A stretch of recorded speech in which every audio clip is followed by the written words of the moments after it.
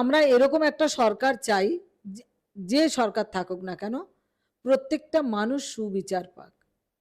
বলছি, নির্ণায়ক এবার সোনাগাছির যৌনকর্মীদের ভোট। আপনি কি মনে করেন এটা আপনাদের হাতে একটা মানে শক্ত কিছু ধরে রাখা?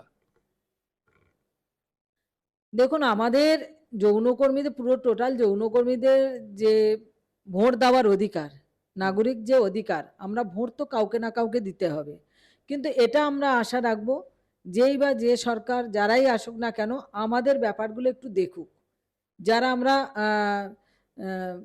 কি বলবো, পিছিয়ে পড়া জনগোষ্ঠী আছে, তাদের ব্যাপারগুলো সরকারটা একটু দেখুক, আমাদের দিকে স্পেশালি করে দেখুক। একটু দেখতে হবে, কেন আমাদের প্রতি যে অন্যায় বা অত্যাচার হচ্ছে সেগুলো কিন্তু একটু দেখতে হবে, কেন এটাই আমাদের সবসময় আমরা বলে এসেছি। অন্যায় অত্যাচার মানে বিভিন্ন রকম অন্যায় অত্যাচার আছে, সেগুলো যখন আসবে পার্টি তখন বলা হবে, ঠিকঠাকভাবে যেন হয়। এই যে লকডাউন পিরিয়ডে কিছু মেয়ে বা যেরকম তাদের ব্যবসার যে ঘাটতি পড়েছে, বিভিন্নভাবে যারা ক্লায়েন্ট আসছে তারাও হ্যারাসমেন্ট হচ্ছে, তাদেরকে হ্যারাসমেন্ট করা হচ্ছে, সেগুলো যাতে না হয়, বা যারা যারা স্বেচ্ছায় এই যৌন কাজটা করছে তাদের, তারা সুস্থভাবে যাতে কাজটা করতে পারে, যারা সুস্থ থাকতে পারে, তারা ট্রিটমেন্ট নিতে পারে, বা এমনি যে পরিষেবাগুলো আছে তারা যেন ঠিকঠাকভাবে পায়। আমরা তো দুর্বারের তরফ থেকে দিচ্ছি, কিন্তু কিছু কিছু জায়গা তো বাধা থাকে, সেগুলো যাতে দেখে আর কি। মানে কি ধরনের সরকার আপনারা চান? দেখুন, দেখুন একটা যেটা বলবো, এইরকম করে বলাটা একটু অসুবিধা আছে, কারণ আমরা এরকম একটা সরকার চাই, যে সরকার থাকুক না কেন প্রত্যেকটা মানুষ সুবিচার পাক, এটা বলতে পারি। একটা বলি, আপনারা লক্ষ্মীর ভান্ডার পান? হ্যাঁ, আমরা লক্ষ্মীর ভান্ডারও পাই, আমরা আমাদের ছেলেমেয়েরা রূপশ্রীও পায়, কন্যাশ্রী পায়, এখন স্বাস্থ্য কি যুব সাথী যেটা করেছে, যে যে ছেলেরা মাধ্যমিক পাশ করেছে তারা সব অ্যাপ্লিকেশন করেছে, তাদেরও টাকা ঢুকছে। তো যে সুবিধা দেবে সেখানে তো থাকবেই। আচ্ছা, বলছি এই যে লক্ষ্মীর ভান্ডার বলুন, এই এত শ্রী পাওয়া, যুবসাথী পাওয়া, আপনাদের এখানে মহিলাদের কতটা উপকারে লাগে, মানে এই যৌনপল্লীতে? দেখুন, মাসে এই 1500 টাকা পাওয়া, যাদের রোজগার নেই তাদের কাছে অনেকটাই এই টাকাটা।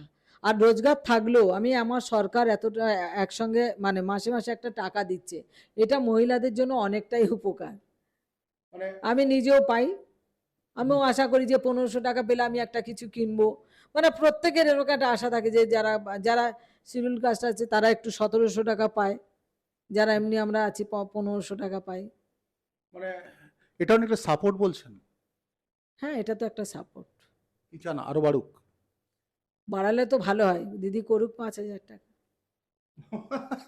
দিদির কাছে 5,000 টাকা চাইছো, অর্থাৎ আমরা যৌনপল্লীতে আসি, অনেকে কিন্তু আনন্দ করে চলে যান, আর নিরানন্দর জায়গাটা, অন্ধকারের জায়গাটা অনেকে কিন্তু ঘেঁটে দেখেন না কোনো সময়।